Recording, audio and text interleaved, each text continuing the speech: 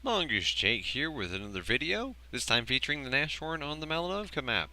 It is a Tier 6 battle, featuring some Tier 5s, and with this tank destroyer on this map, it is ideally suited, but as you've seen in the intro screen, I will be outnumbered, facing lots of artillery barrage and being ambushed.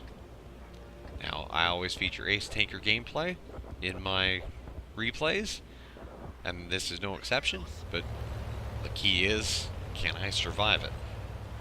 Because you can get ace tankers in defeats. And the Nashorn is one of my more favored vehicles in the game. I like the fact that it was a real vehicle. It existed and fought on both fronts, Eastern and Western in World War II, and it did feature the legendary 88mm gun. Now, in the game, it gets the same 88 L71 gun that is on the Tiger at Tier 7 as a heavy, but in real life, it had the 88 L56, which its brother, in Tier 6, the Jagdpanzer IV, or Jagdpanzer, gets the L56. Whereas the Nashorn gets the longer, higher penetration version, the L71, which, to find this on comparable vehicles, you do have to step up to Tier 7 or 8. And it is a very potent gun, which to me makes this TD one of the absolute best snipers in the entire game, tier for tier. It has the penetration, the accuracy, the consistency, and the high rate of fire to make it be lethal. I spot the enemy Hellcat. Can't pass up a quick, easy damage shot. Now, I knew I was going to get spotted, so I was reversing immediately. That position I was in, if you're a little too far forward to those bushes, you'll be spotted anytime you shoot, because there's always enemies across the water there. But that spot does provide a lot of angles of fire that you can cover the field. You can take shots on the enemies that you know will be over there across the water, and you can even hit the hill. But the danger is if you're too close to these bushes, you'll be spotted. And the Nashorn doesn't have good enough gun depression for me to hang further back. But I got lucky because that AMX-12T was taking the brunt of the enemy's attention at that point. And I see a very juicy target, the side of a Churchill 3. And again, I reverse immediately, but did not get spotted at that time, so I pull right back up. Now our AMX-12T had already bailed out, and I'm just hanging around here. I see enemy artillery just took a blind shot over here, because I know I wasn't spotted. Since I wasn't spotted, I figured that one of the artillery, which I'm betting it's the FE304 based on the rate of fire there, he's firing probably at our last known positions, which is a feature that you can get on the mini-map of the normal game. It's not a mod. And there he is again. So I figure he must be firing at our last known positions. And I should have took this as a warning and bailed out a little sooner, because he's just going to keep trying. And here he goes again. With his third shot in my area, he gets lucky and hits me. Takes a big chunk of my health away, about a third of it. Knocked out my commander and engine. And I fix my track and heal my commander, and I just bail out. I'm just gonna wait for my repair kit to come back off, cool down, so I can fix the engine. And as you can see, as I drive away, he's repetitively firing in that one position. He's obviously the type of person, he got lucky once. If he just throws enough shots, he might get lucky again. But that would require me just sitting there blindly. He actually gets spotted, and I turn around deciding I want some payback. And he's just sitting there, so I fling one 88mm shell and nail just the very tip top of the FV's structure there, and get my revenge in the form of a kill. Now with him going, I feel like it would be pretty safe for me to go ahead and head back right to my position, because that that spot does need to be taken up with the firing lanes it provides and the fact that it provides at least a little bit of forward spotting. Somebody needs to be there. Now our Stug has moved a little too far forward and is firing. And you know I was spotted from that position. So he likely will be spotted. So you see me hanging just a little bit back behind him.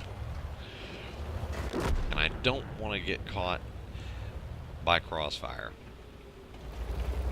One thing there as he explodes is World of Tanks does have some very nice graphics with the explosions.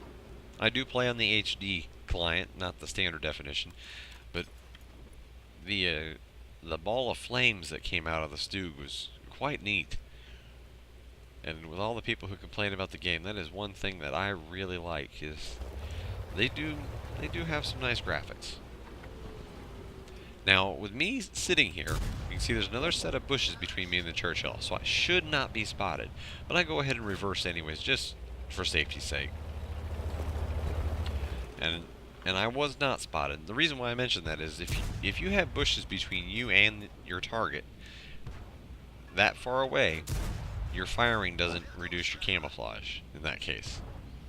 As I put one shot into the OI, I thought he was going to keep backing up, so I let it in reverse. But try again, and that time I do get lucky with him actually backing up. Had a bit of lag there, and to be honest, I don't remember if that was in the game during gameplay or if that's just on the replay itself. But that was some pretty nasty lag there. I'm looking at our Excelsior because I remember thinking in actual live gameplay that this guy's going to blow up any second. Because I know there's enemy tank destroyers sitting right over there in that area. And that's a heavy crossing open ground. He's going to be easy to spot. As I spot the enemy Matilda 4 and Jackson, I decide to put the shot into the more dangerous vehicle. Out of those two, the Jackson is by far more dangerous.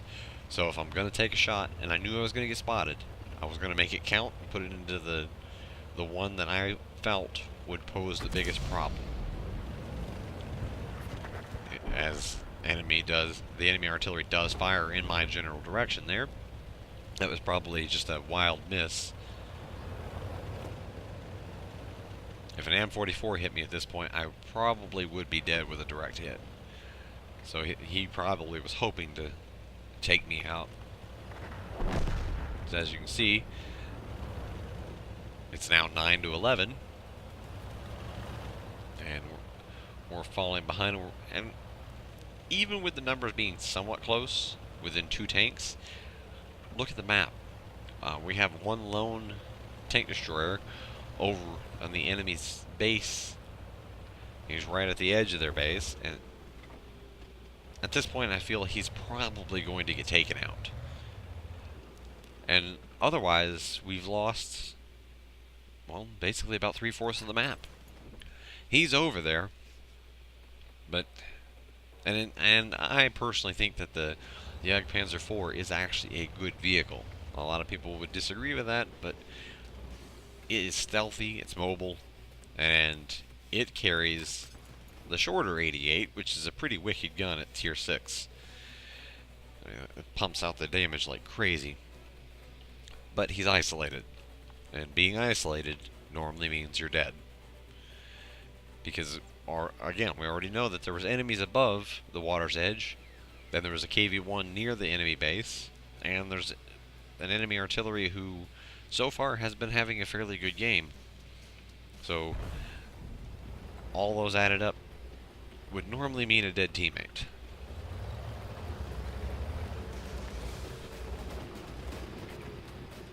And I'm just trying to stay concealed. You see me checking both sides because if they're not going after the Jagdpanzer IV, that Matilda 4 here, and the Jackson's probably right behind him, they're going to be moving up. And I know for a fact that our OI Experimental got taken out on the downslope of the hill by a Stug, which has not been spotted. There goes the Matilda 4, but I know that there's going to be a Stug coming down the hill at least. Unless he decides to camp at the top of it. So I'm thinking that I'm going to find the Stug. I'm checking my left because I know the Jackson's probably over there. And I'm moving up. And as you see my mini-map, check out right beside me. It's an ambush situation. I've got a Stug in front of me and a Hellcat has zipped around behind me. I focus on the Stug, hurry up, fix my track, and I'm reversing while turning, auto aim, and actually get the Hellcat. And that's also a little trick to mention. If you reverse while turning, you'll bring your gun around just a little bit faster, and it also extends the distance that the enemy has to drive to get around you. And that's important in a turretless tank destroyer. As I get very lucky there to only take a little bit of damage from that M44. And the Jackson waited just a little long to make his move. Now, if he had moved when the Stug and Hellcat were moving in, this game may have already been over. And our Jagdpanzer IV over there, he took out the KV-1, but like I had long suspected, he did finally meet his demise. It took the enemy a long time to get him, but we found out why. 4 enemies had pushed in on our base, which left the KV-1 and the TD over there in a one-on-one. Because all 4 of them were pushing on us. But now we finally have the scores even. 1 tier 6 tank destroyer per team, 1 M44 per team. About as close as you can get. And so now it's just a waiting game. I'm in concealment, and there's the Jackson making a break for it. That high velocity 88 has no problems hitting the target at that close a range. And now I just drive around like crazy, hoping to dodge what I feel would be a death blow if that got any closer to me. And you drive around like crazy, basically to try to tip the odds against the artillery's aim. I mean, when they pull the trigger, it's like a lottery. It's a slot machine.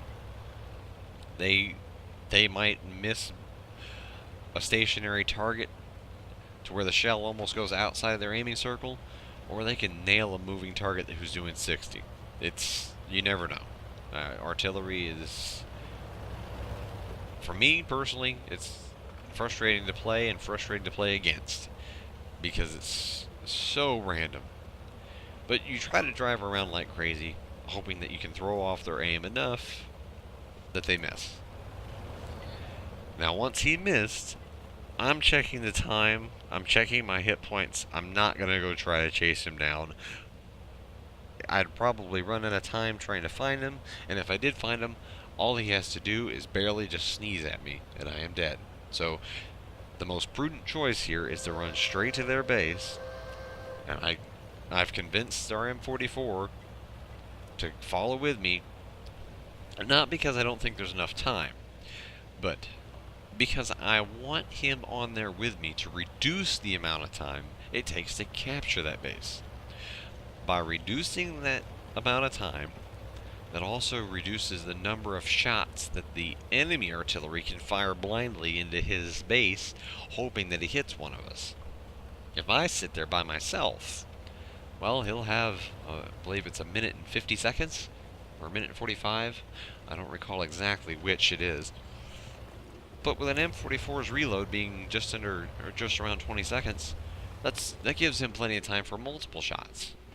And all he has to do is barely splash me and I'm dead. But by having the M44 or my team join me, you can see how much quicker we're capturing that base. Which means the enemy artillery only gets 2 or 3 tries, instead of maybe 5 or 6.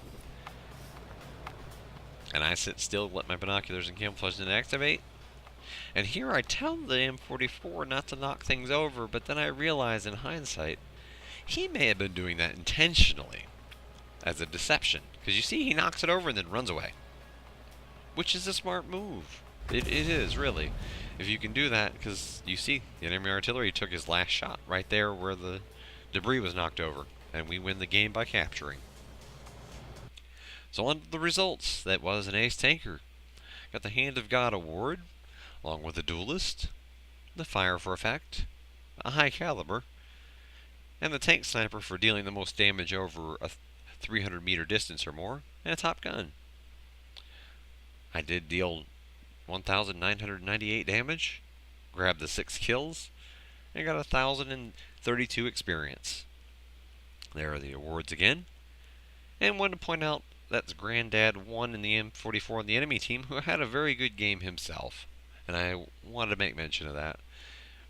I did fire 14 shots, had 12 hits, and 11 of them went through. I also wanted to mention there the Necro Bug for the good teamwork at the end, and there was VT Splinter in the Churchill one with the friendly chat. It was very positive and nice to see. Well, I hope you enjoy this, and have a great day.